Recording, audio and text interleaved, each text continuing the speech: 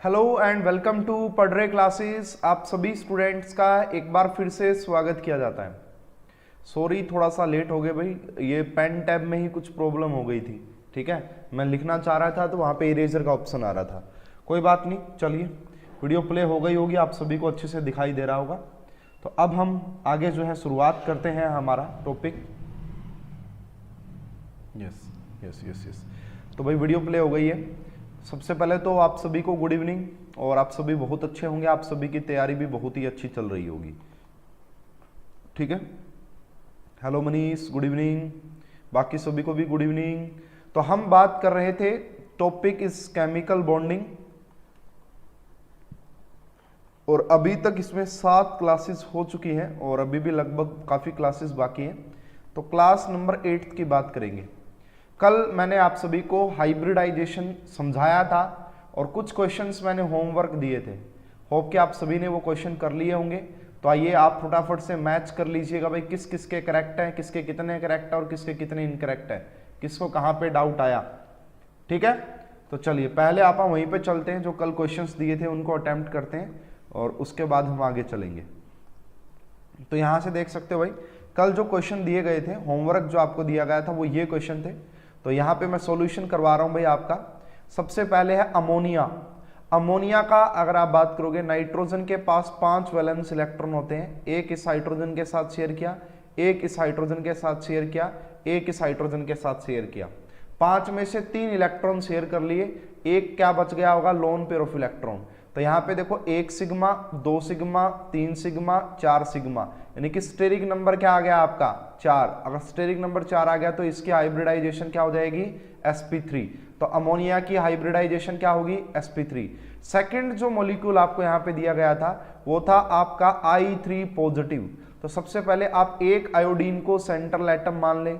Iodine के पास 7 valence electron होते हैं, 7 का मतलब है कि एक पॉजिटिव का मतलब एक गया, 6 बच गए। 6 में से उन्होंने क्या किया भाई, 6 में से उन्होंने क्या किया, एक इस आयोडीन के साथ शेयर कर लिया और एक इस आयोडीन के साथ शेयर कर लिया। 6 में से 2 शेयर कर लिए, बच गए 4। 4 का मतलब है 2 लोन पेयर ऑफ इलेक्ट्रॉन, 4 का मतलब है 2 लोन पेयर ऑफ इलेक्ट्रॉन। तो 1 सिग्मा यहां से, 1 सिग्मा यहां से, ये एक लोन पेयर और एक ये लोन पेयर। स्टेरिक नंबर कितना हो गया, 4। अगर स्टेरिक नंबर 4 हो गया तो इसकी भी हाइब्रिडाइजेशन क्या आएगी, sp3। इसकी भी हाइब्रिडाइजेशन क्या आएगी, sp3। नेक्स्ट मॉलिक्यूल इज, इसका नाम होता भाई, इसे हम ऑर्थोफॉस्फोरिक एसिड बोलते हैं। इसे हम क्या बोलते हैं, इसका नाम भी लिख लो, इंपॉर्टेंट है, हालांकि मैं डिटेल में पढ़ाऊंगा पी ब्लॉक में। इसको हम बोलते हैं ऑर्थोफॉस्फोरिक, है ना, फॉस्फोरिक एसिड।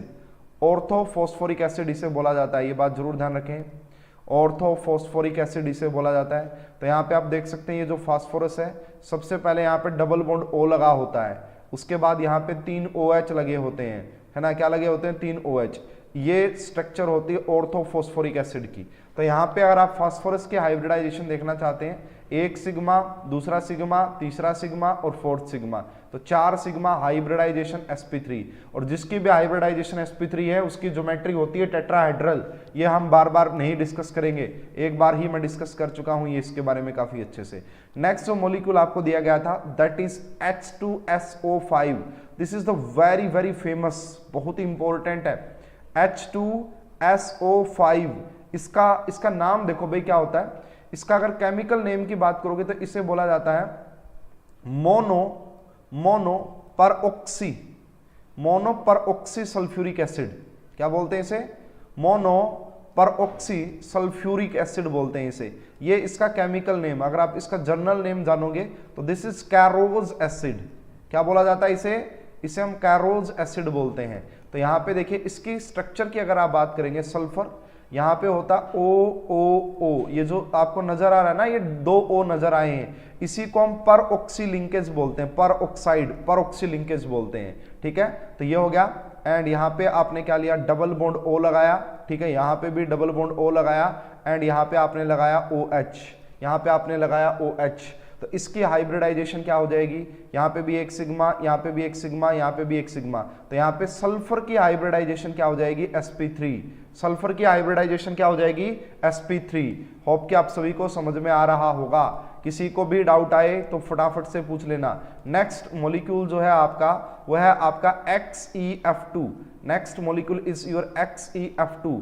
जिनोन के पास 8 वैलेंस इलेक्ट्रॉन होते हैं, 8 में से 2 उसने शेयर कर लिए।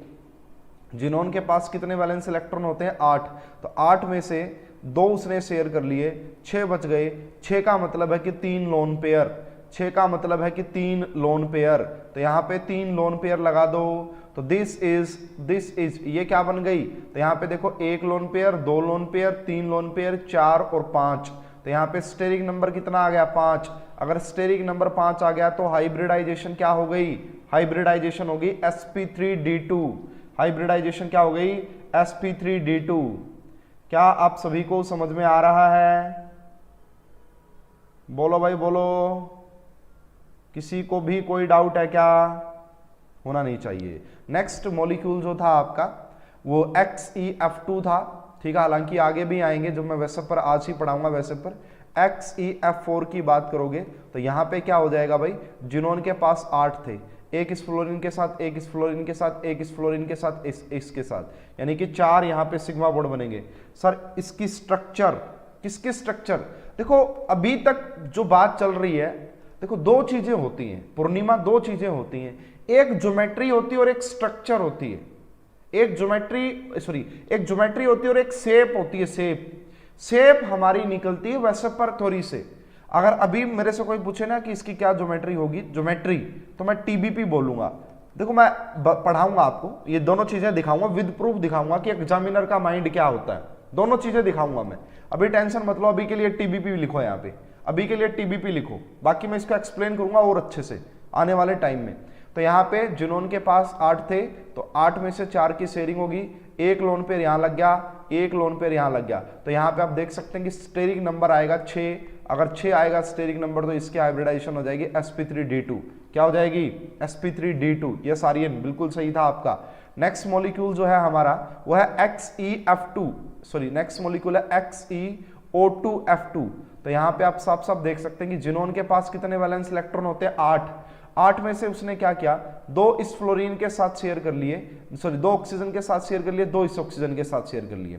तो 8 में से 4 गए, 1 यहाँ पे शेयर कर लिया और 1 यहाँ पे शेयर कर लिया। समझ गए ना? तो कितने हो गए? 6। बचा क्या? 1 लोन पेयर। तो कितने सिग्मा बॉन्ड आ रहे हैं? 1 सिग्मा, 2 सिग्मा, 3 सिग्मा, 4 सिग्मा और 1 lone pair. Steric number 5, hybridisation क्या हो जाएगी? sp3d। क्या हो जाएगी हाइब्रिडाइजेशन? sp3d। सभी को समझ में आ रही होगी बात। अगर आपसे पूछता एग्जामिनर नेक्स्ट मॉलिक्यूल यहाँ पे दे रखा है XeO3। XeO3 की बात करोगे, जिनोन के पास 8 वैलेंस इलेक्ट्रॉन होते हैं, 2 इस ऑक्सीजन के साथ शेयर किए, 2 इस ऑक्सीजन के साथ शेयर किए, 2 इस ऑक्सीजन के साथ, 6 शेयर हो गए, बचे 2। अगर 2 बचे तो ये, तो यहाँ पे भी 1 सिग्मा, यहाँ पे भी 1 सिग्मा, यहाँ पे भी 1 सिग्मा और यहाँ पे आपका LP लोन पेयर। तो स्टेरिक नंबर कितना? Steric number 4। हाइब्रिडाइजेशन क्या? sp3। हाइब्रिडाइजेशन क्या? sp3। सभी बच्चे कमेंट करेंगे। मनीष आप भी कमेंट करो, वेरी गुड, बहुत ही बढ़िया। XeO2F2, बहुत बढ़िया भाई, बहुत बढ़िया, सही समझ में आ रहा है। फिर आपको अगर निकाल पा रहे हो तो बहुत ही बढ़िया। देखो यार बहुत आसान है चीजें, बहुत ही आसान है, मतलब चीजें अगर आप इस तरीके से पढ़ते हैं तो। XeF6 की अगर आप बात करोगे, XeF6 की अगर आप बात करोगे, देखो भाई जो भी बच्चे बोल रहे हैं ना 12th में है हम, ये जिनोन जो है ना, ये P ब्लॉक की कंपाउंड से, और ये पक्का स्ट्रक्चर आती है। जिनोन की एक स्ट्रक्चर आपको पक्का मिलेगी, चाहे वो बोर्ड हो, चाहे वो नीट हो, चाहे जेईई मेन। तो जिनको बोर्ड लिखना है ना, उनके लिए भी इंपॉर्टेंट है ये, बोर्ड वालों के लिए इंपॉर्टेंट है ये शेप, ये भी बता रहा हूं क्योंकि ये 12th के P ब्लॉक का पार्ट है, 12th के P ब्लॉक का पार्ट है ये। समझ गए ना मेरी बात को? समझ जाना भाई, सारी चीजें बड़ी इंपॉर्टेंट है और हर जगह की करवा रहा हूं मैं से नहीं। तो जिनोन के पास कितने थे? 8। 1 2 3 4 5 6, तो 6 शेयर हो गए। बचा कितने? 2। 2 का मतलब 1 लोन पेयर, 2 का मतलब क्या? 1 लोन पेयर। तो यहाँ पे स्टेरिक नंबर आएगा 7। हाइब्रिडाइजेशन हो जाएगी sp3d3।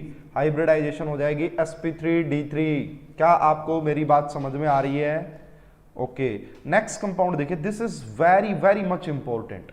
ऑलरेडी पूछा, ये शायद एडवांस में पूछा था, एडवांस में पूछा था यार, बहुत बढ़िया क्वेश्चन, बहुत बढ़िया क्वेश्चन। इसको आप सभी बच्चे नोट करें भाई, एंड इसके ऊपर लिख लें very very important, this is also very much important for organic chemistry. अब देखो यहाँ पे अगर आप इस स्ट्रक्चर को देखोगे, पहली बात तो भाई इसका नाम क्या होता है, इस कंपाउंड का कोई बताएगा भाई? कोई स्टूडेंट मुझे इस कंपाउंड का नाम क्या होगा? कोई बच्चा मुझे बता सकता है कि इस कंपाउंड का नाम क्या होगा? तो देखिए इस कंपाउंड, दिस इज एन एक इंटरमीडिएट ऑर्गेनिक केमिस्ट्री में जैसे आपने कार्बोकटाइन एक इंटरमीडिएट सुना ना, ऐसे ये भी एक इंटरमीडिएट होता है। और इस इंटरमीडिएट की खास बात क्या होती है? इसका नाम है बेंजाइन। बेंजाइन बोलते हैं भाई, benzene.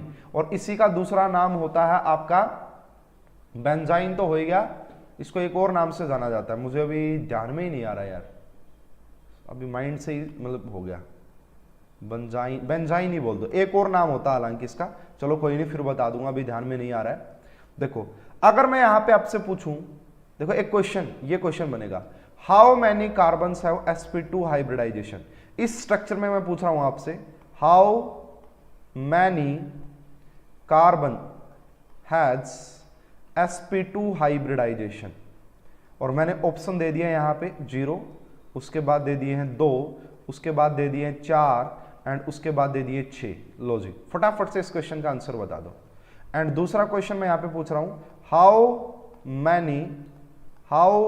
Many carbon has sp hybridisation, option मैंने दे दिया 0, ऑप्शन मैंने दे दिया 2, ऑप्शन मैंने दे दिया 4, ऑप्शन मैंने दे दिया 6। बहुत सारे बच्चे गलत करेंगे, बहुत सारे बच्चे गलत करेंगे इस क्वेश्चन का आंसर। कोमल ने कहा 6, ओके अभी वेट कर लेते हैं, देख लेते हैं कौन बच्चा सही बोलेगा। ये क्वेश्चन बहुत ट्रिकी है एंड बहुत इंपॉर्टेंट भी है।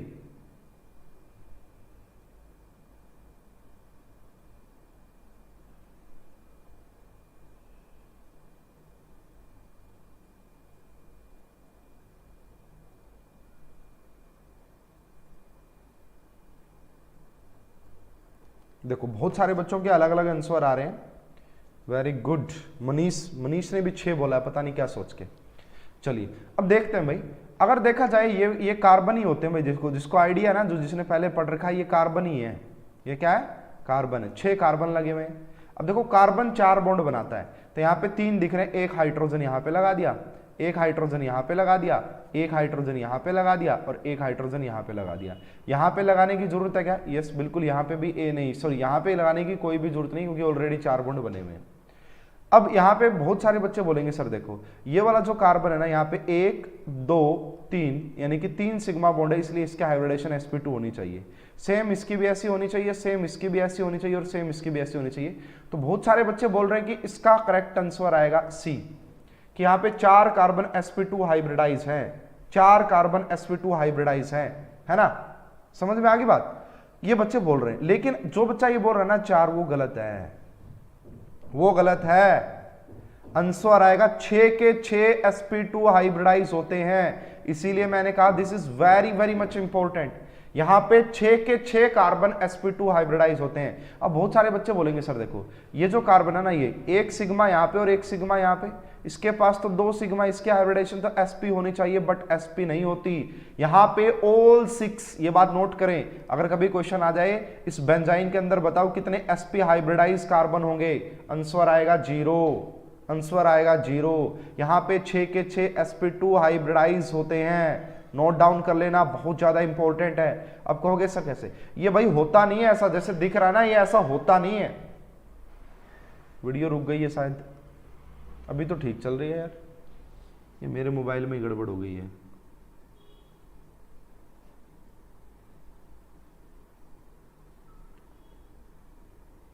मेरे मोबाइल में ही था कुछ, है ना?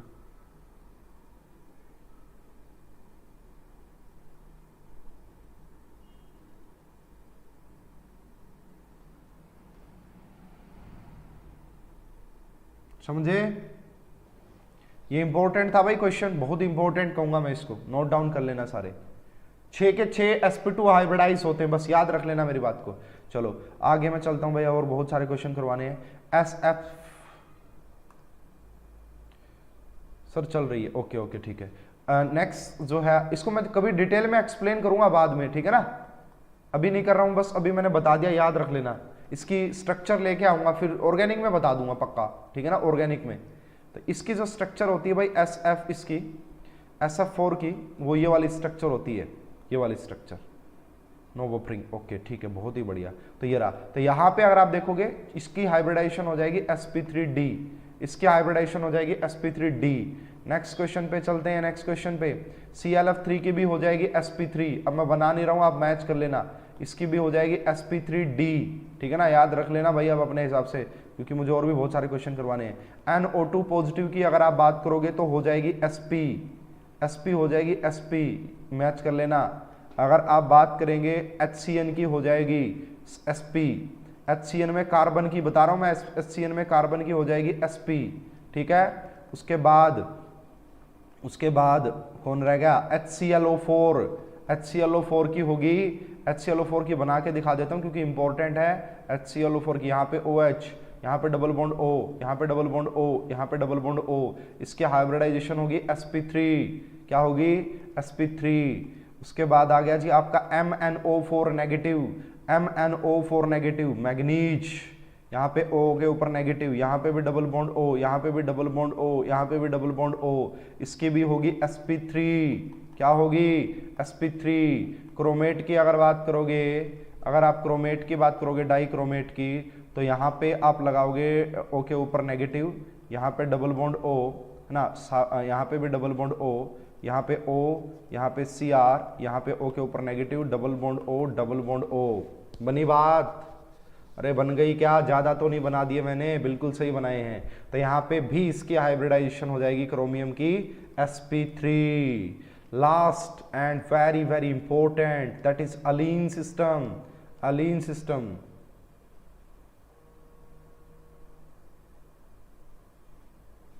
ठीक है, तो अगर आप एलीन सिस्टम की बात करेंगे, अगर आप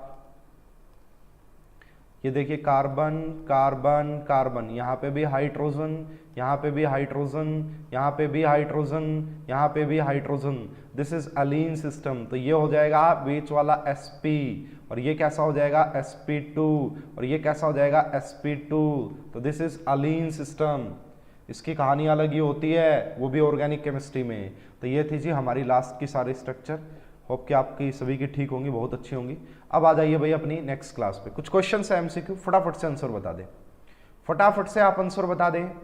पहला क्वेश्चन आपके सामने है, which of the following among has sp3d hybridisation. ऐसे क्वेश्चन आते हैं इतने आसान से, इतने आसान से। तो पहला कंपाउंड मुझे दिखा ये वाला, मैंने देखा यार सल्फर है, सल्फर का वैलेंस इलेक्ट्रॉन कितने होते हैं, मैंने कहा यार सल्फर के तो 6 होते हैं, एक इस फ्लोरीन के साथ शेयर कर लिया होगा, एक इस फ्लोरीन के साथ शेयर कर लिया होगा, एक इस फ्लोरीन के साथ और एक इस फ्लोरीन के साथ, और एक यहाँ पे लगा दिया होगा डबल बॉन्ड O, एक यहाँ पे लगा दिया होगा डबल बॉन्ड O, है ना, समझ गए। तो यहाँ पे देखोगे ये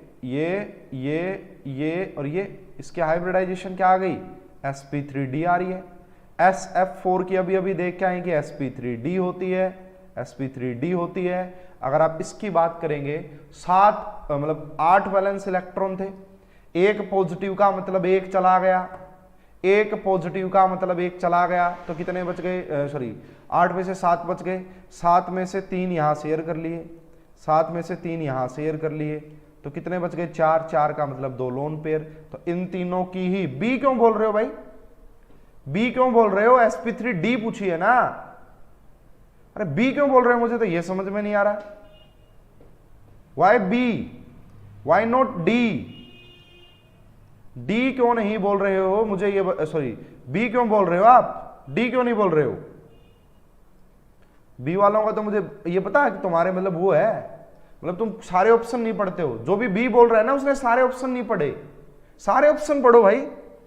ऑल ऑफ दीज और नन ऑफ दीज वाले जो क्वेश्चन होते हैं ना वो खतरनाक होते हैं भाई, मैं पहले कहता हूं, जहां पे भी ऑल ऑफ दीज दिख जाए, जहां पे भी नन ऑफ दीज दिख जाए, ज्यादा अलर्ट हो जा करो, वहां पे सारे ऑप्शन देखा करो, नहीं तो गड़बड़ हो जाएगी, ठीक है ना। डी आएगा भाई इसका। नेक्स्ट क्वेश्चन आप देख सकते हैं, ये ऑलरेडी जो जिसको आज के टाइम निट जानते हैं ना, पहले वो AIPMT बोलते थे उसको, तो ये निट का, ये निट 2012 का क्वेश्चन है ये। तो यहाँ पे आप देख सकते हैं, यहाँ पे क्या लिखा हुआ है, which of the following pairs is isostructural having same shape और हाइब्रिडाइजेशन। अगर BCl3 की बात करूं, BCl3 is sp2 hybridize and TP triangular planar, but वहीं पे अगर आप BrCl3 की बात करेंगे, this is sp3d hybridisation, sp3d, इसका मतलब दोनों की से हाइब्रिडाइजेशन सेम नहीं है, हटा दो। अमोनिया की अगर मैं बात करूं, अमोनिया की हाइब्रिडाइजेशन अभी अभी पढ़ के आए हैं sp3, है ना, एंड इसकी शेप तो बाद में बात करेंगे, हाइब्रिडाइजेशन देख लो। NO3 नेगेटिव की बात करोगे, दिस इज sp2 हाइब्रिडाइज, दोनों की सेम शेप नहीं है, हटा दो, ठीक है। सो टाइपिंग मिस्टेक होगी, कोई बात नहीं। NF3 की बात करोगे, sp3 hybridise, sp3, and BF3 की बात करोगे, sp2 हाइब्रिडाइज, हाइब्रिडाइजेशन सेम नहीं है, तो आंसर ए की बच गया पक्का, क्या, D. BF4 negative, sp3, ammonium ion, sp3, दोनों की ही स्ट्रक्चर कैसी होती है, टेट्राहेड्रल, दोनों की ही स्ट्रक्चर कैसी होती है, टेट्राहेड्रल। बोलो भाई बोलो, हो गया, समझ में आ गया सभी को। अब कहोगे सर आप इतना फास्ट कैसे कर रहे हो, है ना, हमें तो बहुत टाइम लग रहा है। तो भाई टाइम लगता है, टाइम लगता है, लेकिन लगाइए उसको, घबराने की बात नहीं है।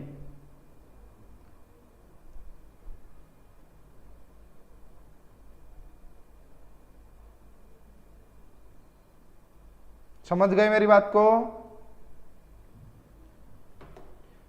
इतना आसान है, देखो चीजें बहुत आसान है। नेक्स्ट क्वेश्चन देखिए, यस, ये क्वेश्चन बहुत बढ़िया यार, बहुत सारे बच्चे गलत करेंगे, बताना भाई इसका आंसर।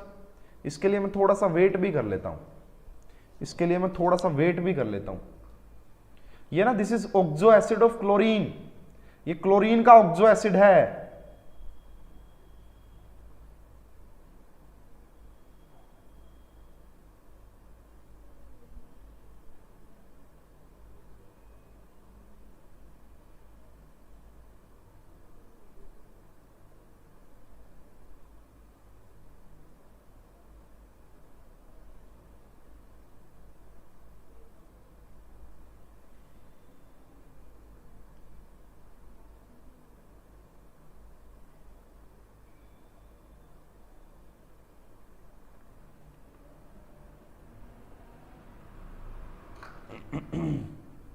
सभी बच्चे डी बोल रहे हैं, गलत है सभी का या सभी का सही है? बिल्कुल सही है भाई, सही है।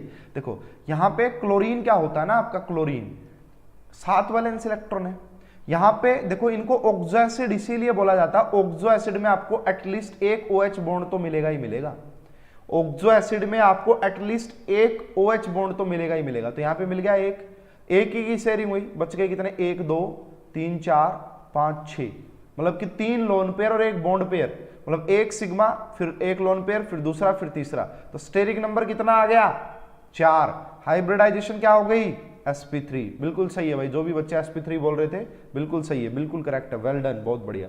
अच्छा भाई, कुछ बच्चों को किट मिल गई है, गौरव को भी शायद किट मिल गई है, सपना को भी किट मिल गई है, मनीष को भी किट मिल गई है, और बाकी जिनकी डिस्पैच हो चुकी है भाई, वो एक बार अपना स्टेटस जान लें, पोस्ट ऑफिस के थ्रू आ रही है। तो जिसको किट मिल गई है बहुत बढ़िया। एंड कैसी लगी भाई किट, मुझे ये भी बता देना आप अपना फीडबैक। नेक्स्ट क्वेश्चन देखिएगा, hybridisation of the nitrogen atom and electron geometry around the nitrogen atom in this. ये एक है ना हेट्रोसाइक्लिक कंपाउंड होता है। आप कहोगे सर ये व्हाट इज हेट्रोसाइक्लिक कंपाउंड? भाई अगर कार्बन के अलावा कोई और एटम लगा हो ना, कार्बन को, हाँ अच्छा मनीष सपना ठीक है, कार्बन को छोड़ के अगर दूसरा एटम लग जाए इसमें ऑर्गेनिक कंपाउंड्स में, उससे हाइड्रोसाइक्लिक कंपाउंड बोलते हैं। तो ये कह रहा है ये जो नाइट्रोजन है ना, इसकी हाइब्रिडाइजेशन बताओ। तो देखो सिंपल सी बात है, नाइट्रोजन के पास 5 वैलेंस इलेक्ट्रॉन है, एक इस बॉन्ड के साथ शेयर कर लिया, 2 यहां पे शेयर कर लिए। अब इसके पास क्या बचा हुआ है, एक लोन पेयर। तो कोई भी बच्चा देख के बताएगा, 1 सिग्मा 2 सिग्मा और एक लोन पेयर। तो इसके हाइब्रिडाइजेशन क्या आ गई, sp2। क्या आ गई, sp2। ओके, गौरव भी कह रहे हैं बेस्ट है, सपना भी कह रही है बेस्ट है, बहुत ही बढ़िया भाई, बहुत ही बढ़िया। ठीक है, तो sp2 एंड sp2 हो गई, तो इस ऑप्शन को हटा दो, इस ऑप्शन को हटा दो, ये भी sp2 है और ये भी sp2 है, बट ये है प्लेनर ट्राइगोनल। तो sp2 हाइब्रिडाइजेशन कभी लीनियर नहीं होती, इसको हटाओ। एंड इस क्वेश्चन का करेक्ट आंसर बी, इस क्वेश्चन का करेक्ट आंसर बी। और भाई आप ना अपने और फ्रेंड्स को भी बताओ कोर्स के बारे में, ठीक है, ताकि वो भी अपनी अच्छी तैयारी कर सकें। आप आपका इकट्ठा एडमिशन हो जाएगा फ्रेंड्स का। तो आप फ्रेंड्स को, आपके रिलेटिव में अगर कोई तैयारी करना चाहता है तो सभी को बताओ। बेस्ट किट सर, ओके चलिए ठीक है ना। सभी टी शर्ट डाल के एक फोटो भेजना है ना, ताकि हम शेयर करें भाई हमारे पढ़ रहे के स्टार दूर बैठे बैठे देखो कितना अच्छा पढ़ रहे हैं। ओके चलिए नेक्स्ट क्वेश्चन देखते हैं स्टूडेंट, और आज का लास्ट क्वेश्चन है, उसके बाद फिर हम थ्योरी स्टार्ट करेंगे है ना। और चलिए भाई ये क्वेश्चन आप देख सकते हैं यहाँ पे, the correct order of increasing S character of the orbital of boron which overlap with the orbital of fluorine to form BF bonds in this. Percentage S character का sp2 लीनियर ही तो होती है। इम्तियाज किसने पढ़ाया भाई? मैंने तो नहीं पढ़ाया ये बात। इम्तियाज मैंने तो कभी नहीं पढ़ाया कि sp2 लीनियर होती है। बताओ मैंने कब पढ़ाया sp2 लीनियर? भाई sp पढ़ाया था इम्तियाज, sp पढ़ाया था, sp2 नहीं पढ़ाया। sp2 इज ट्रायंगुलर प्लेनर, आप जाके चेक करो क्लास, ठीक है ना। जैसे कल मैंने कार्बन डाइऑक्साइड का भी एग्जांपल दिया था, तो वहां पे हाइब्रिडाइजेशन sp ही आ रही थी, न कि sp2। ओके थोड़ा सा ध्यान से देख लीजिए, कोई प्रॉब्लम नहीं होगी। इसमें आपको परसेंटेज एस करेक्टर बताना है। तो यहाँ पे हमने देखा कि 4 मॉलिक्यूल दे रखे, एक दे रखा BF2 पॉजिटिव। बोरोन के पास कितने वैलेंस इलेक्ट्रॉन होते हैं? 3। 3 में से एक पॉजिटिव का मतलब गया, 2 बचे, दोनों के दोनों शेयर हो गए। तो यहाँ की हाइब्रिडाइजेशन आएगी sp, क्या आएगी? sp। उसके बाद है BF3, इसकी हाइब्रिडाइजेशन होती है sp2। एंड उसके बाद है आपका BF4 नेगेटिव, इसकी हाइब्रिडाइजेशन आएगी sp3। तो यहाँ पे sp हाइब्रिडाइजेशन में सबसे ज्यादा परसेंटेज है करेक्टर 50%, इसीलिए BF2 देख लो कहाँ पे, BF2 पॉजिटिव, सिर्फ एक ही स्ट्रक्चर है हरी ऐसी। तो क्वेश्चन का जो करेक्ट आंसर होगा, क्वेश्चन का जो करेक्ट आंसर होगा D is the correct answer, D is the correct answer. तो होप कि आप सभी को समझ में आ गया होगा। अगर किसी भी स्टूडेंट को डाउट है तो डिस्कस कर सकता है, किसी भी स्टूडेंट को अगर डाउट है तो डिस्कस कर सकता है। भाई बताओ फटाफट से।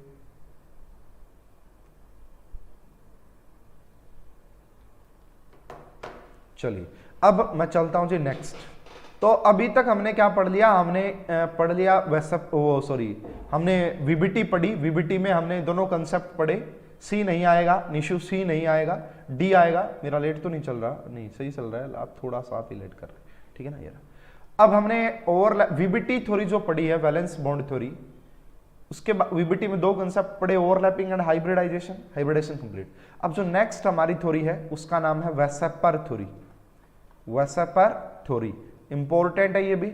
अब ये पढ़ने की जरूरत क्यों पड़ी तो इसको भी देखते हैं। तो पहली बात तो इसकी फुल फॉर्म ही जान लो कि what is the meaning of वेसेपर।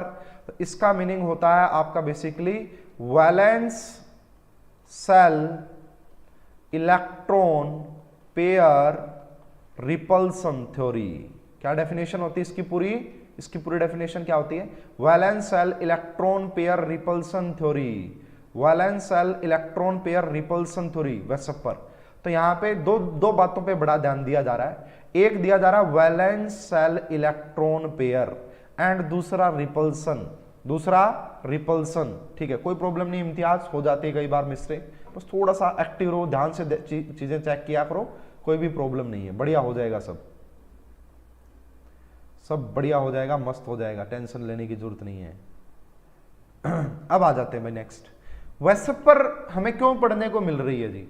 अब देखो जो बच्चे पूछ रहे थे ना सर, अब जो बच्चे कह रहे थे अगर मैं आपसे पूछूं भाई अमोनिया, देखो ये क्वेश्चन बता देता हूं मैं और कल आपको विद प्रूफ दिखाऊंगा आईआईटी ने क्या पूछा था। एक क्वेश्चन आएगा, देखो एक क्वेश्चन आएगा आपके पास, आपने बहुत सारे बच्चों ने जिन्होंने पढ़ रखा उनको तो कोई प्रॉब्लम नहीं होगी। क्वेश्चन आएगा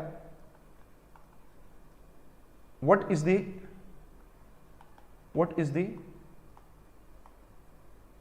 ज्योमेट्री ऑफ अमोनिया, ठीक है। अमोनिया की ज्योमेट्री क्या है? वहां पे लिख दिया भाई उन्होंने लीनियर, बी में लिख दिया टीपी, सी में लिख दिया टेट्राहेड्रल एंड डी में लिख दिया पिरामिडल। वैसे बहुत कम चांस है कि टेट्राहेड्रल और पिरामिडल आपको एक साथ मिले, तो मैं हटा देता हूं। यहां पे क्या लिख दिया? पीबीपी या टीबीपी लगा दो, ट्राइगोनल बाई पिरामिडल। तो आप क्या आंसर लगाओगे? क्या आंसर लगाओगे आप आंसर लगाओगे सी टेट्राहेड्रल, क्योंकि इसकी हाइब्रिडाइजेशन sp3 होती है। लेकिन इसी क्वेश्चन में अगर आपसे ऐसे पूछे कि what is the shape of ammonia, shape of ammonia अगर आपसे पूछे और यही ऑप्शन दे दे, लीनियर दे दिया, बी ऑप्शन में टीपी दे दिया, सी ऑप्शन में पिरामिडल दे दिया, पिरामिडल, और डी ऑप्शन में आपको दे दिया टीबीपी, क्या आंसर लगाओगे? पिरामिडल। अब अगर कल को ऐसा क्वेश्चन आ जाए कि इस क्वेश्चन में आपको ज्योमेट्री की जगह, इस क्वेश्चन में, पहले क्वेश्चन में ज्योमेट्री की जगह शेप दे दे, तो क्या आंसर लगाओगे? तो और कोई चांस ही नहीं है, हमें टेट्राहेड्रल ही लगाना पड़ेगा, और कोई चांस ही नहीं है, हमें टेट्राहेड्रल ही लगाना पड़ेगा। इसमें अगर शेप की जगह ज्योमेट्री दे दे तो भी हमें पिरामिडल ही लगाना पड़ेगा, और कोई चांस नहीं है। ठीक है, तो अब थोड़ा सा देखते हैं कि ये जी पिरामिडल कहां से आ गया, ये पिरामिडल कहां से आ गया। इसको समझने के लिए हम पढ़ेंगे valence shell electron pair repulsion theory. तो ये देखिए वीबीटी जो है, वीबीटी वो सभी की शेप को अच्छे से नहीं बता पा रही है। वीबीटी ने हाइब्रिडाइजेशन जरूर बता दी, हाइब्रिडाइजेशन, लेकिन अमोनिया जो है वो रियल, अगर वीबीटी की हेल्प से देखा जाए, वीबीटी की हेल्प से देखा जाए अमोनिया की क्या ज्योमेट्री है, वो तो कहेगा टेट्राहेड्रल, बट रियलिटी में अमोनिया टेट्राहेड्रल तो नहीं, टेट्राहेड्रल जैसा तो नहीं दिखता, टेट्राहेड्रल जैसा तो नहीं दिखता, किस जैसा दिखता है? पिरामिडल दिखता है, अभी दिखा भी दूंगा मैं आपको। तो इसी के लिए क्या आया कि जो वीबीटी थी वो सभी मॉलिक्यूल्स की शेप और ज्योमेट्री को एक्सप्लेन नहीं कर पा रही थी। तो यहां पे देखिए सबसे पहले कुछ ड्रॉबैक होते हैं। VBT could not explain, VBT could not explain about geometry and shape, geometry and shape of all molecules, सभी मॉलिक्यूल्स की एक्सप्लेन नहीं कर पा रही थी molecules. And to decide this geometry and shape, फिर हमने सोचा कि हम वेसेपर थ्योरी एक पढ़ते हैं, वेसेपर थ्योरी, ऐसा हो सकता है, वेसेपर थ्योरी आई। फिर अब ये वेसेपर थ्योरी क्या कहती है? वेसेपर थ्योरी ये बात बोलती है मेनली कि जो आपके पास सेंट्रल एटम है ना, सेंट्रल एटम जो है आपका, उसके पास दो टाइप के बॉन्ड पेयर हैं, उसके पास दो टाइप के बॉन्ड पेयर, इलेक्ट्रॉन पेयर होते हैं। एक को बोला जाता है बॉन्ड पेयर, एक को क्या बोलते हैं? Bond pair. इसी को हम शेयर्ड पेयर भी बोलते हैं, शेयर्ड पेयर।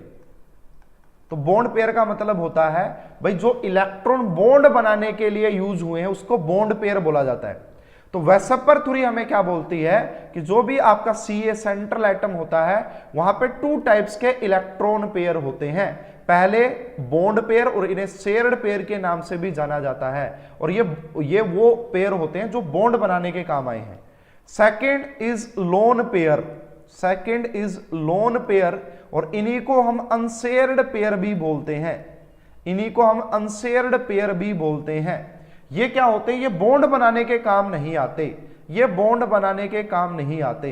तो वेसेपर थ्योरी ये बात बोलती है कि भाई ये जो आपका इलेक्ट्रॉन पेयर है ना, इनके बीच में रिपल्सन होती है, और इस रिपल्सन को ओवरकम करने के लिए ये एक फिक्स शेप में आ जाते हैं जिससे कि वो रिपल्सन मिनिमम हो जाए, जिससे कि वो रिपल्सन मिनिमम हो जाए। तो अब हम इसके कुछ मेन पॉइंट्स लिख लेते हैं। वेसेपर थ्योरी का पहला पॉइंट लिख लीजिए, electron pairs of the valence shell, electron pairs of the valence, electron pair of the valence shell will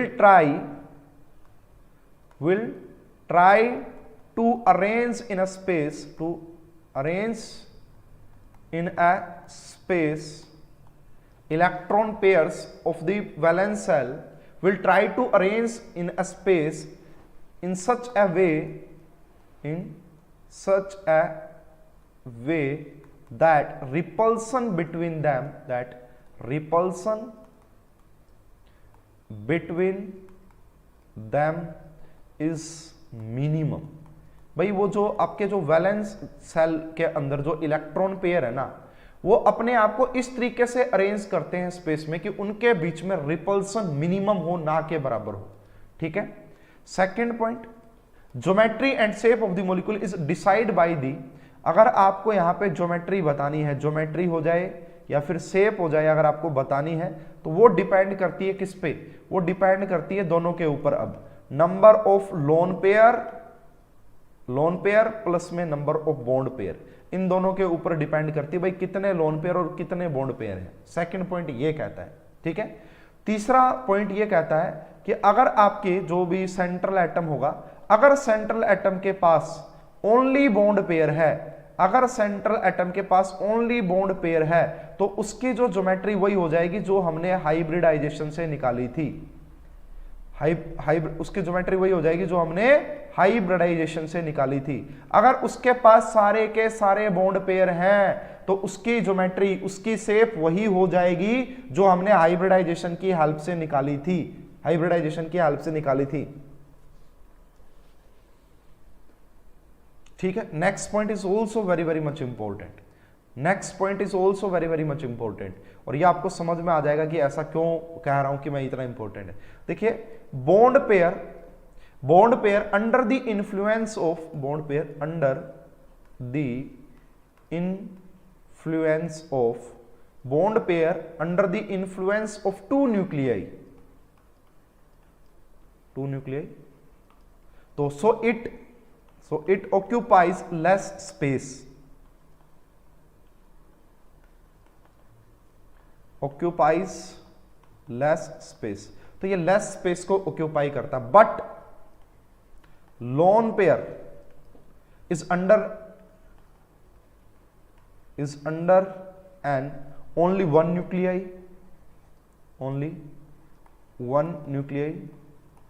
so occupies more space। बहुत सारे बच्चों को समझ में नहीं आया होगा, किस किस को ये पॉइंट समझ में नहीं आया, बट दिस इज इंपॉर्टेंट। देखो ये कहा जा रहा है, मान लो ज्यादा दूर क्यों जाते हैं आप, अमोनिया की ले लेते हैं, अमोनिया की स्ट्रक्चर। तो अमोनिया में हमने देखा कि नाइट्रोजन के पास 6 थे। अब यहां पे ये जो बॉन्ड बना है ना, ये वाला जो बॉन्ड, ये 2 इलेक्ट्रॉन की शेयरिंग से ही तो बना होगा ना, तो इस पेयर को बॉन्ड पेयर बोला जाता है, इस पेयर को बॉन्ड पेयर बोलते हैं। अब देखो ये वाला जो इलेक्ट्रॉन पेयर है, इसका न्यूक्लियस तो रहा होगा ना नाइट्रोजन का, और इसका भी रहा होगा, तो ये 2 न्यूक्लियस से क्या होता है, समझ नहीं आया सर, कोई बात नहीं, मैं बैठा हूं, मुझे भी पता होता है बच्चों को क्या समझ में नहीं आएगा। तो ये 2 न्यूक्लियाई के बीच में है, इसलिए ये लेस स्पेस घेरता है ये वाला बॉन्ड पेयर, ठीक है। बट अब आप थोड़ी सी देर पहले मुझसे पूछ सकते थे कि सर आप ये जो शेप बना रहे हो ना, ये जो आपने शेप बना रहे हो, ये लोन पेयर आप ऐसे क्यों दिखा रहे हो, ये लोन पेयर ऐसे क्यों दिखा रहे हो? उसका रीजन ही ये था कि लोन पेयर हमेशा ऐसा दिखाया था, मैं ऐसे दिखाया जाता है। क्यों? इसका मतलब ये है कि ये दूर तक फैला हुआ है, क्योंकि ये सिर्फ नाइट्रोजन से नाइट्रोजन के ऊपर है, सिर्फ एक न्यूक्लियाई, इसीलिए लोन पेयर ज्यादा स्पेस घेरते हैं एंड बॉन्ड पेयर जो है वो कम स्पेस घेरते हैं। ये बात समझ में आ गई? ये बात समझ में आ गई क्या? 5th पॉइंट देख लेना भाई, बहुत ज्यादा इंपॉर्टेंट। ऑर्डर ऑफ रिपल्सन क्या होता है सर, है ना? ऑर्डर ऑफ रिपल्सन क्या होता है जी? ऑर्डर ऑफ रिपल्सन क्या होता है? तो देखिए लोन पेयर के बीच में सबसे ज्यादा रिपल्सन देखने को मिलती है। लोन पेयर और लोन पेयर के बीच में सबसे ज्यादा रिपल्सन देखने को मिलती है। फिर लोन पेयर और बॉन्ड पेयर के बीच में, और सबसे कम रिपल्सन देखने को मिलती है बॉन्ड पेयर और बॉन्ड पेयर के बीच में। देखो बहुत आसानी से समझाया जा सकता है। डेली लाइफ का एग्जांपल ले लो भाई। 2 स्टूडेंट थे भाई, 2 स्टूडेंट लड़ रहे थे। स्टूडेंट नंबर 1, स्टूडेंट नंबर 2, है ना? दोनों लड़ रहे थे, कोई छुटाने वाला नहीं है, पूरे आजाद, बिल्कुल आजाद पंछी हैं। तो ये इसको पीट रहा, ये इसको पीट रहा, जबरदस्त रिपल्सन चल रही, जबरदस्त, है ना? कोई रोकने वाला ही नहीं है, अपने आप ही रुकेंगे। जब लगेगा ना कि भाई चोट ज्यादा लगने लगी, अपने आप रुकेंगे। मतलब रिपल्सन जबरदस्त है यहाँ पे, क्योंकि कोई रोकने वाला नहीं है ना? समझे? रिपल्सन जबरदस्त है। अब क्या किया, ये जो फ्रेंड नंबर 1 था ना, और ये जो फ्रेंड नंबर 2 था, इस फ्रेंड नंबर 2 को किसी तीसरे बंदे ने पकड़ लिया, है ना? तो अब क्या होगा, बेचारा ये पिटेगा। अब यहां से कम आएंगे थप्पड़, है ना? क्योंकि इसको पकड़, कई बार देखते नहीं आप भाई, जैसे छुटवाने चला गया हो कोई बीच में, तो इसने पकड़ लिया, भाई ना लड़ाई ना करो भाई, लड़ाई ना करो। 3 नंबर कह रहा 2 को लड़ाई ना करो। इतने में क्या हुआ भाई, एक वाला ज्यादा मार गया 2 के बेचारे के। लेकिन पक्की बात, अगर यहाँ पे 20-20 थप्पड़ लगे रहे थे ना, तो यहाँ पे 10 थप्पड़ लगेंगे, यहाँ इस साइड से तो 5 ही लगेंगे, तो रिपल्सन कम हो गई। अगर दोनों को ही पकड़ लिया हो, इसको पकड़ लिया 4 नंबर वाले ने और इसको पकड़ लिया 3 नंबर वाले ने, तो इसको भी पकड़ लिया और इसको भी पकड़ लिया, फिर आप देखोगे बस 1-2 लगेंगे थप्पड़ बस ना, छुटमुट, ठीक है ना। तो यही कहानी तो है।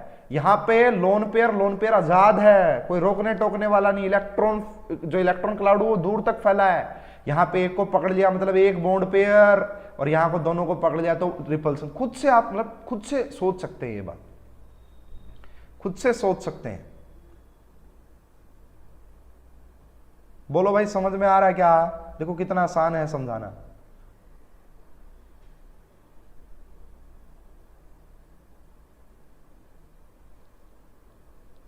चलिए, तो यहां पे यही बात लिखी मैंने, लोन पेयर में सबसे ज्यादा रिपल्सन, फिर लोन पेयर बॉन्ड पेयर में, एंड सबसे कम रिपल्सन देखने को मिलता है किसके बीच में? बॉन्ड पेयर के बीच में। नेक्स्ट 6th पॉइंट देखिए भाई, यहां पे अगर सर सारे ही बॉन्ड पेयर हो, बॉन्ड तो काफी टाइप के होते हैं, आपने सिंगल बॉन्ड भी पढ़ाए हैं, आपने डबल बॉन्ड भी पढ़ाए, आपने ट्रिपल बॉन्ड भी पढ़ाए, तो क्या होगा? तो वही होगा जो मैं बताऊंगा। ये सर समझ में आ रहा है? तो ये होगा कि भाई अगर दूसरी बात, अगर सारे के सारे ही कैसे हैं, सारे के सारे ही बॉन्ड पेयर है तो कैसे? तो ये देखा जाता है कि जो मल्टीपल बॉन्ड और मल्टीपल बॉन्ड होंगे ना, मल्टीपल बॉन्ड का मतलब ये मैं अभी एक्सप्लेन करूंगा, उनके अंदर होता है सबसे ज्यादा रिपल्सन, फिर मल्टीपल बॉन्ड और सिंगल बॉन्ड के अंदर, और सबसे कम देखने को मिलता है single bond and single bond के अंदर रिपल्सन।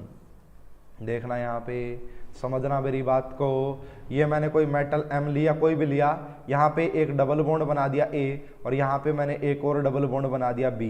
तो अब ये जो बन रहे हैं ना, यहाँ पे 2 इलेक्ट्रॉन रहे होंगे, यहाँ पे भी 2 इलेक्ट्रॉन रहे होंगे, और इनके बीच में रिपल्सन होगा, रिपल्सन, क्योंकि इलेक्ट्रॉन क्लाउड एक दूसरे को दूर भगाते हैं, तो यहाँ पे रिपल्सन पक्का ही ज्यादा होगा। क्यों? क्योंकि यहाँ पे भी 2 हैं और यहाँ पे भी 2 हैं। भाई मान लो यहाँ पे देखो पति पत्नी दोनों, यहाँ पे भी पति पत्नी दोनों, तो जबरदस्त लड़ाई देखने को मिलेगी ना। बट फिर क्या हुआ, दूसरी जगह क्या था, एक ये पति पत्नी तो रहे, यहाँ पे 2 इलेक्ट्रॉन तो रहे, बट उस साइड में एक हो गया सिर्फ पति पति, या पत्नी पत्नी आई, आ जाओ मैं अकेली ही टक्कर लूंगी। तो पक्की बात है यहाँ पे जो घमासान जितना जबरदस्त होना था उतना यहाँ पे नहीं होगा। और उसके बाद यहाँ पे सिर्फ और सिर्फ कौन आई? दोनों पत्नियां आई। दोनों पत्नियों में भाई वैसे एक्सेप्शन है, दोनों पत्नियां जबरदस्त लड़ेंगी वैसे, है ना। लेकिन यहाँ पे आप समझ पा रहे होगे कि इलेक्ट्रॉन एक एक है, तो रिपल्सन भी कम होगा, रिपल्सन भी कम होगा। समझ गए मेरी बात को? किसी को कोई प्रॉब्लम तो नहीं हो रही भाई? किसी को कोई प्रॉब्लम नहीं होनी चाहिए। और देखो जितनी ज्यादा, अगर लोन पेयर में रिपल्सन, चलो इसको मैं एक्सप्लेन कर देता हूँ, in the term of bond angle बात करेंगे, ठीक है। अब चलो अब समझते हैं कि जो मेन काम की बात है वहां पे आ जाओ। सर ये तो सारे ठीक है, एग्जाम्पल तो सब ठीक है। अब यहाँ पे देखिए, तो सबसे पहले देखो यहाँ पे मैंने आपको बोला किसी की भी ज्योमेट्री को अगर आप डिफाइन करना चाहते हैं तो वहां पे दोनों बातें, बॉन्ड पेयर वाली भी, लोन पेयर वाली भी। तो यहाँ पे देखो मैं एक बना लेता हूँ बॉन्ड पेयर, तो कितने बॉन्ड पेयर है। दूसरा मैं बना लेता हूँ लोन पेयर, ठीक है। उसके बाद मैं बना लेता हूँ कि उसका रिप्रेजेंटेशन कैसा होगा। उसके बाद उसकी ज्योमेट्री, जो भी ज्योमेट्री बोलना चाहो, शेप बोलना चाहो, वो क्या होगी, ठीक है, ज्योमेट्री, है ना। वो यार मैंने मतलब कई बार वीडियो देखते हैं ना, तो 2 जो औरतें होती हैं, फीमेल्स होती हैं, वो जबरदस्त लड़ती हैं। मतलब आदमी की लड़ाई थोड़ी सी डिफरेंट होती है, औरतों की लड़ाई थोड़ी सी डिफरेंट होती है ना। तो बड़ी खतरनाक होती है औरतों वाली। मतलब आदमी वाली ठीक है भाई, वो ठीक है, देखने में ठीक लगती है, लेकिन औरतों वाली तो बड़ी मतलब लगता है कि बस खूंखार टाइप, है ना। तो यहाँ पे शेप लिख लेते हैं। अब देखिए सबसे पहले, और यहाँ पे हाइब्रिडाइजेशन भी लिख लेते हैं। सबसे पहला जो फोल्डर बना लेते हैं, आप फोल्डर कह रहा हूँ, चलो कोई बात नहीं। तो सबसे पहले यहाँ पे बना लेते हैं हाइब्रिडाइजेशन। हाइब्रिडाइजेशन, तो देखिए सबसे पहले टाइप की हाइब्रिडाइजेशन होती है sp, ठीक है। और अब देखो sp हाइब्रिडेशन है, तो स्टेरिक नंबर क्या आ रहा होगा, इसके बराबर में लिख देते हैं 2।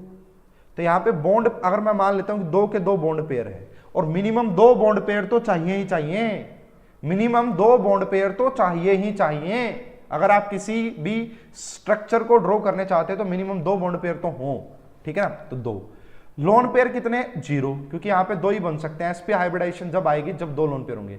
रिप्रेजेंटेशन कैसे दिखाओगे इसको, देखो इस तरीके से लिख लो, ab2 a सेंट्रल एटम हो गया, एक b यहाँ पे आ गया और एक b यहाँ पे आ गया, है ना, ये रहा। इनके बीच में बॉन्ड एंगल कितना होता है, दोनों के दोनों बॉन्ड पेयर है, sp हाइब्रिडाइजेशन है, दोनों के दोनों बॉन्ड पेयर है, तो पक्का ही इसकी शेप ज्योमेट्री एक ही बात है, चाहे उसको आप शेप बोलो चाहे उसको ज्योमेट्री बोलो, वो क्या आएगी, लीनियर, वो क्या आएगी, लीनियर। ठीक है, वहीं पे एक और ये चांस बन सकता है स्पेशल, भाई आपका एक बॉन्ड पेयर हो जाए और एक लोन पेयर हो जाए। अब इसको रिप्रेजेंट कैसे करोगे, ये आपका क्या सेंट्रल एटम, बी आपका सराउंडिंग और एल का मतलब लोन पेयर, इसको कैसे दिखाओगे, ए और बी, और यहां पे क्या दिखाओगे, लोन पेयर। इसकी स्ट्रक्चर को भी इसकी शेप को भी लीनियर ही बोलेंगे, इसकी स्ट्रक्चर और इसकी शेप को भी लीनियर ही बोलेंगे। एंड यहां पे जो बॉन्ड एंगल है वो नॉट डिफाइंड, बी ए जो होता है नॉट डिफाइंड, एनडी का मतलब नॉट डिफाइंड। ठीक है, ये रहा। ठीक है, इसका एग्जांपल जैसे हमने लिखा था ना अभी थोड़ी सी देर पहले, HClO वो है ये फर्स्ट खत्म हो गया जी, यहीं तक, बस फर्स्ट खत्म हो गया यहीं तक। तो इसमें कोई डाउट वाली बात होनी ही नहीं चाहिए भाई, ये तो बिल्कुल सही समझ में आ गया सर, आसान है ये तो बहुत ही, मतलब। सेकंड हम चलते हैं जी दूसरी हाइब्रिडाइजेशन की तरफ, और वो है आपका sp2 हाइब्रिडाइजेशन ना, जहां पे स्टेरिक नंबर 3 था। अब पहली सिचुएशन ये हो सकती है कि 3 के 3 बॉन्ड पेयर आ जाएं, 0 लोन पेयर आ जाएं, रिप्रेजेंटेशन हो जाएगा AB3 टाइप का, एंड ज्योमेट्री क्या हो जाएगी, TP ट्राइगोनल प्लेनर, ज्योमेट्री क्या हो जाएगी, TP ट्राइगोनल प्लेनर। ठीक है, तो ये 120 डिग्री एंगल है ना, सारी बातें वही, तो ये बन गई थी TP ट्राइंगुलर प्लेनर, किसी को भी कोई डाउट नहीं होगा। अब चलते हैं आगे, इसी में हाइब्रिडाइजेशन sp2 ही है। अब 2 बॉन्ड पेयर आ जाएं और एक लोन पेयर आ जाएं तो हाइब्रिडाइजेशन बनेगी। अब AB2 सॉरी रिप्रेजेंटेशन आएगा AB2। अब इसको जो दिखाया जाएगा, ये A ऐसा कैसा, ये B यहां पे और ये B यहां पे, और इसके ऊपर आ जाएगा लोन पेयर। अब ये देखा जाता है जैसे ही ये लोन पेयर आया, ये पहले जो बॉन्ड थे ना, ये पहले बॉन्ड थोड़े से 120 डिग्री के एंगल पे थे, बट जैसे ही आपने एक सिंगल बॉन्ड को हटा के एक लोन पेयर लेके आए, पहले यहां पे क्या हो रहा था, सिंगल बॉन्ड और सिंगल बॉन्ड के बीच में रिपल्सन थी, यहां इन दोनों के बीच में। अब जैसे ही लोन पेयर आएगा, अब लोन पेयर और सिंगल बॉन्ड के बीच में रिपल्सन होगी, पक्का ही वो ज्यादा होगी, देखो पक्का ही वो ज्यादा होगी। देखो पहले क्या था, ये 2 ऐसे थे आराम से, ये 2 ऐसे थे, ठीक है, यहां पे, और यहां पे क्या था, तीसरा वो लगा हुआ था बॉन्ड पेयर। अब जैसे ही लोन पेयर आया तो ये क्या करेगा, लोन पेयर, इनके बीच में रिपल्सन बनना स्टार्ट हो जाएगी, तो ये जो पहले ऐसे ओपन थे थोड़ा सा क्या हो जाएंगे, थोड़ा सा बेंट हो जाएंगे। तो इसको 3 नाम से जाना जाता है, इसको 3 नाम से जाना जाता है इस चीज को। एक हम बोल देते हैं बेंट शेप, बेंट, दूसरा इसी का नाम होता है वी शेप, और इसी का जो नाम होता है इसी को हम एंगुलर शेप भी बोलते हैं, और एंगुलर शेप भी बोलते हैं। और ये जो बॉन्ड, यहां का जो बॉन्ड एंगल 120 डिग्री था, ये जो बॉन्ड एंगल होगा ये पक्का ही लेस देन 120 डिग्री एंगल होता है, लेस देन मतलब 120 डिग्री से पक्का ही कम होगा, लेस देन 120 डिग्री। क्यों? क्योंकि अगर यहां पे लोन पेयर, इस लोन पेयर बॉन्ड पेयर में ज्यादा रिपल्सन होगी, जिससे कि ये कम हो जाएगा 120 डिग्री से। तो इसके 3 नाम होते हैं इस शेप के, bent, V shape and angular shape, bent, V shape and angular shape. अब यहां पे ये कनेक्शन नहीं बनता कि एक बॉन्ड पेयर आ जाए और 2 लोन पेयर आ जाए, ऐसा कोई कॉमन एग्जांपल है नहीं, कोई शेप है नहीं, तो उसको हम ज्यादा डिटेल में बात भी नहीं करना चाहेंगे। ठीक है, नेक्स्ट अब हम चलते हैं, यहीं पे चल लेते हैं, देखो इसी स्ट्रक्चर पे। नेक्स्ट आ गया आपका sp3, चलो नेक्स्ट sp3 नेक्स्ट उसमें देख लेते हैं। तो नेक्स्ट है आपका, यहाँ पे लिख देता हूं मैं sp3 हाइब्रिडाइजेशन, स्टेरिक नंबर 4 रहा होगा sp3। तो यहाँ पे और क्या था भाई, ऑप्शन सेकंड बॉन्ड पेयर मैं मान लेता हूं, यहाँ पे sp3 के अंदर सबसे पहले मैं मान लेता हूं यहाँ पे बॉन्ड पेयर 4 के 4 bond pair, lone pair 0, representation कैसा हो जाएगा यहाँ पे AB4 टाइप का, ठीक है, एंड जो यहाँ पे इसको ड्रॉ करके दिखाओगे तो कैसे, टेट्राहेड्रल, कैसे टेट्राहेड्रल। बॉन्ड एंगल कितना था, 109 degree and 28 minute, 109 degree and 28 minute, and इसको इसके ज्योमेट्री का नाम क्या होगा, टेट्राहेड्रली। ये बात तो हालांकि मैंने लिखवाई दी है, अगर सारे के सारे बॉन्ड पेयर हैं तो ज्योमेट्री और शेप वही होती है जो हमने हाइब्रिडाइजेशन से देखी है, ज्योमेट्री और शेप वही होगी जो हमने हाइब्रिडाइजेशन से देखी है, तो उसमें तो कोई डाउट होगा ही नहीं आपको। उसके बाद अब आगे बढ़ते हैं इसमें, उसके बाद आगे बढ़ते हैं और इसको देखते हैं।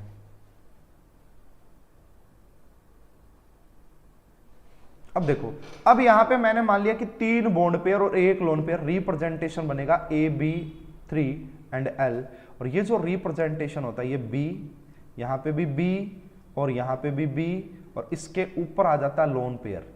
इस आने की वजह से सबसे पहली बात तो इनके बीच का जो बॉन्ड एंगल पहले 109 डिग्री था, वो बॉन्ड एंगल डिक्रीज होके 107 डिग्री के करीब हो जाता है, नियर अबाउट 107 डिग्री के करीब हो जाता है।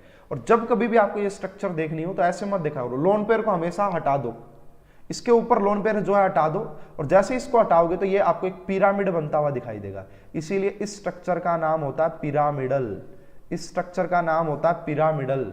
आ जाओ दिखा देता हूं मैं आपको, आ जाओ दिखा देता हूं मैं आपको, सिमेट्री आ जाओ भाई।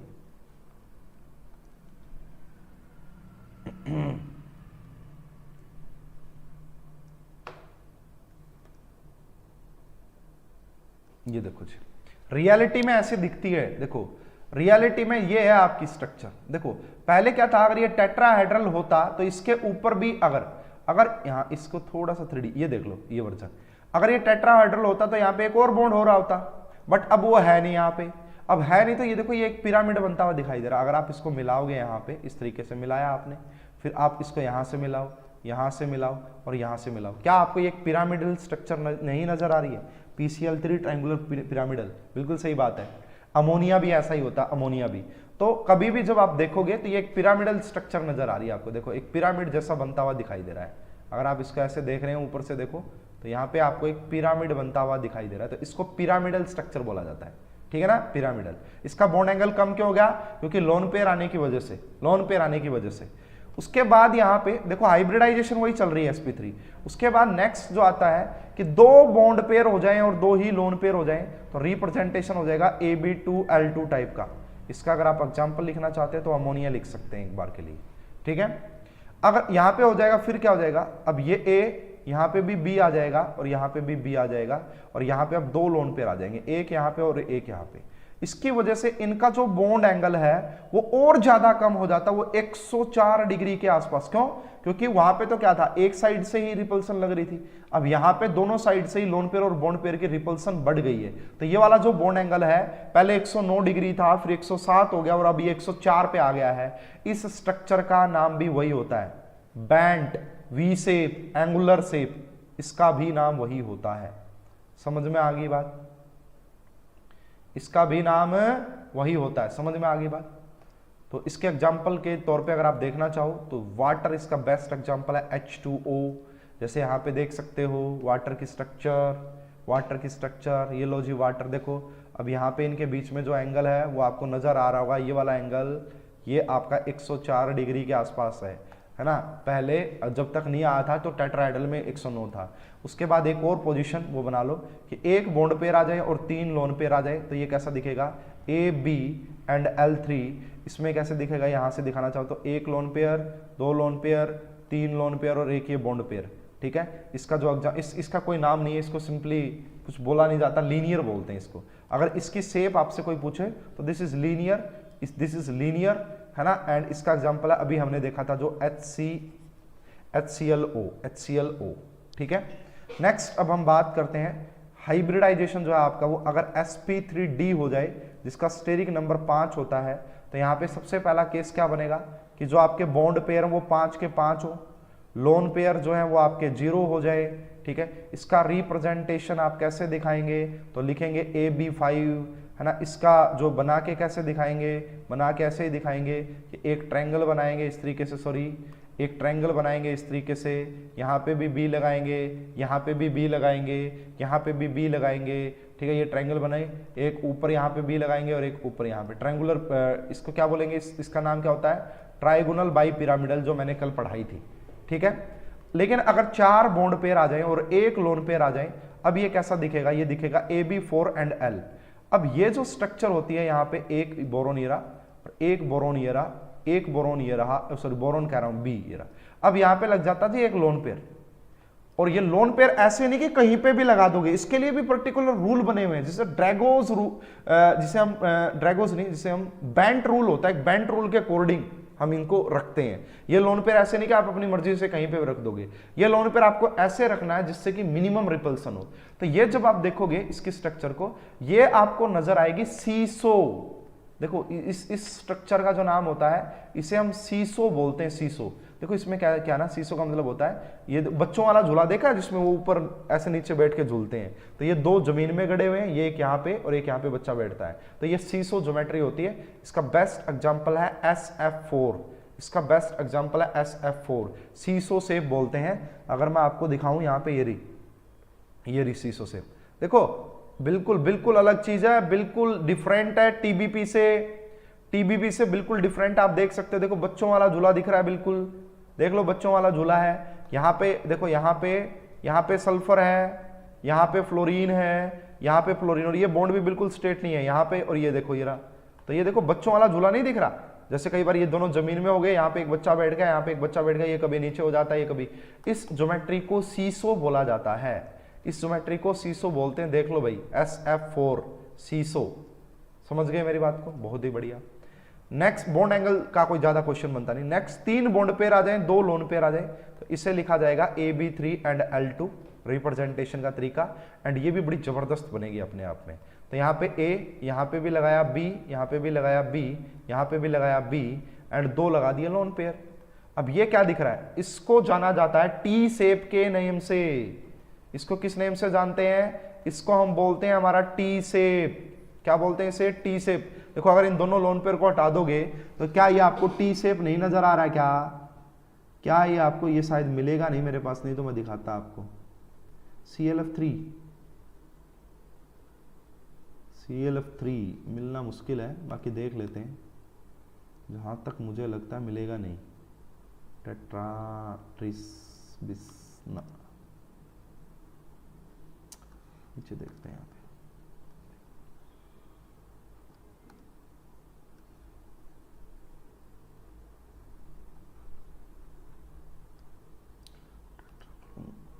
ये अलग चीज है,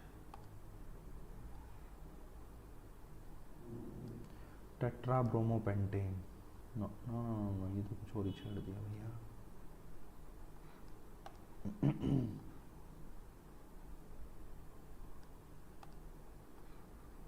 ये नहीं मिलेगा यार, छोड़ो चलो, वैसे बता देंगे टी शेप, ठीक है ना। तो ये टी शेप होती है। उसके बाद भाई ऐसा हो जाए, ये भी बन सकती है यहाँ पे कि 2 बॉन्ड पेयर 3 लोन पेयर, तो ये बनेगा AB2 एंड L3। ये सिंपली बन जाएगी सिंपली लीनियर। 2 लोन पेयर ऊपर दिखा देंगे, यहाँ पे एक, यहाँ पे एक, यहाँ पे और एक यहाँ नीचे, तो ये क्या बन जाएगी आपकी लीनियर। ये क्या बनेगी, लीनियर, ठीक है ना, लीनियर। तो ये आपके 4 केस बनेंगे यहाँ पे, है ना। sp3 डिहाइब्रिडाइजेशन में ये 4 केस बनते हैं। समझ में आ रही है बात सभी को। लास्ट टाइप की जो है उसको और देख लेते हैं फटाफट से, और दैट इज sp3d2, जिसका स्टेरिक नंबर 6 होता है। अगर बॉन्ड पेयर आपका 6 के 6 हो, लोन पेयर आपका 0 हो, रिप्रेजेंटेशन कैसा हो जाएगा इसका, लिखेंगे AB6। बनाएंगे कैसे, तो इसको क्या बनाने के लिए तो बना के दिखा दिया, इसको ऑक्टाहेड्रल बोलेंगे। अगर 6 के 6 बॉन्ड पेयर हो तो इसको ऑक्टाहेड्रल। अगर 5 बॉन्ड पेयर हो जाए और 1 लोन पेयर हो जाए तो इसको क्या बोलेंगे, AB5L। क्या बोलेंगे इसे, AB5L। और अब ये कैसे दिखेगी, देखो अगर मैं ऑक्टाहेड्रल बना के दिखाऊं ऊपर, मैंने कल स्ट्रक्चर भी दिखाई थी आपको ऑक्टाहेड्रल की, कि ऐसी होती है। 4 तो एक प्लेन में होते हैं, 4 तो एक प्लेन में होते हैं, और एक ऊपर होता है और एक नीचे होता है। तो यहां पे जब आप इसको बनाएंगे, यानी कि आपने एक बॉन्ड पेयर की जगह एक लोन पेयर लगाना है, एक बॉन्ड पेयर की जगह एक लोन पेयर लगाना है। तो मान लो ऊपर आपने लोन पेयर लगा दिया और ये आपका यहां पे रखा। इस ज्योमेट्री का नाम होता है स्क्वायर पिरामिडल। इस ज्योमेट्री का जो नाम होता है इसे हम स्क्वायर पिरामिडल बोलते हैं, स्क्वायर पिरामिडल बोलते हैं। क्यों, देखना भाई, देखो ये तो एक स्क्वायर बन रहा है नीचे तो, और जब आप इन सभी को इससे मिलाओगे ना, इस ऊपर वाले से, तो यहाँ पे आपको एक पिरामिड भी बनता हुआ दिखाई दे रहा है। तो इसीलिए इसको स्क्वायर पिरामिडल बोला जाता है, स्क्वायर पिरामिडल। इसका एग्जांपल परफेक्ट बैठेगा BRF5 है, इसमें देखा था मैंने अभी थोड़ी सी देर पहले, BRF5।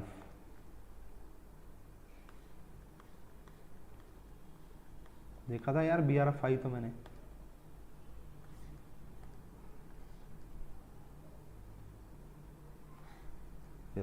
ये होता है जी आपका, ये है देखो, ये दी तो नीचे एक देखो ये स्ट्रक्चर होती है जिसको हम स्क्वायर, नीचे ये एक स्क्वायर बन रहा है, नीचे ये स्क्वायर बन रहा है और ऊपर क्या लगा हुआ है, ऊपर क्या लगा हुआ है एक और, ये इसको यहां से मिलाओ, देखो इसको यहां से मिलाओ, ये तो क्या एक पिरामिड नहीं दिख रहा, तो इसीलिए इसको बोला जाता है आपका, इसीलिए इसको क्या बोला जाता है, स्क्वायर पिरामिडल। नेक्स्ट देखिए, अगर आपके पास 4 बॉन्ड पेयर आ जाएं, 2 लोन पेयर आ जाएं, तो ये क्या बनेगा, AB4 एंड L2। इसका मतलब क्या हो जाएगा, अब सारे के सारे यहाँ पे एक स्क्वायर में रहेंगे, एक लोन पेयर लगा दो ऊपर और एक लोन पेयर लगा दो नीचे, एक लोन पेयर लगा दो ऊपर और एक लोन पेयर लगा दो नीचे, तो इसको बोला जाता है स्क्वायर प्लेनर। इसका एग्जांपल लिखना चाहो तो लिख लेना, BRF5 बड़ा फेमस होता है, स्क्वायर प्लेनर। इसको क्या बोलेंगे, स्क्वायर प्लेनर। क्यों, क्योंकि एक प्लेन जैसा दिखेगा। XEF4 देख लो, अगर मिले तो हेक्सा वाला मिल गया, टेट्रा वाला और मिले तो बात बने।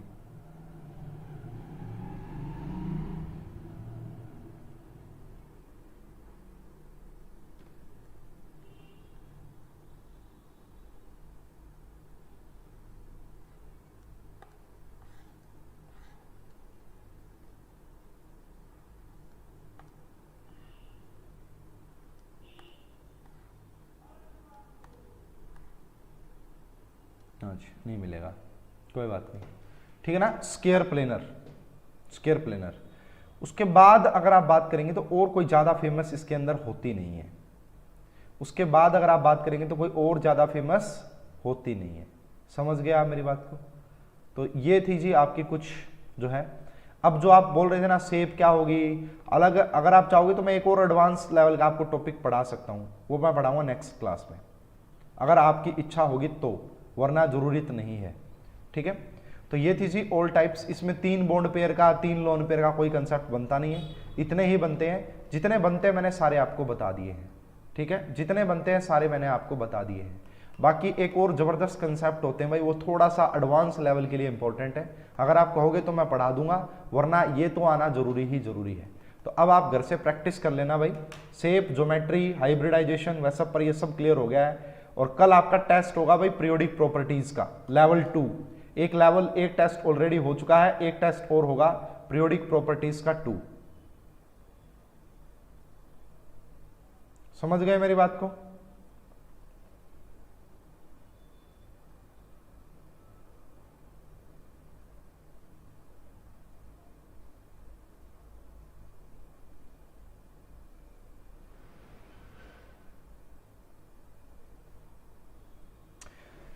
चलिए भाई, तो आप सभी को इस क्लास को देखने के लिए आप सभी का बहुत बहुत धन्यवाद, ठीक है। आप सभी को गुड इवनिंग, और अब मुलाकात होगी मंडे को। जब तक आप अपना जो है टेस्ट दे लीजिए, अच्छे से इस टॉपिक को प्रिपरेशन कर लीजिए। आप सभी का देख लेता हूँ भाई, कोई लास्ट कमेंट्स तो नहीं आए हुए।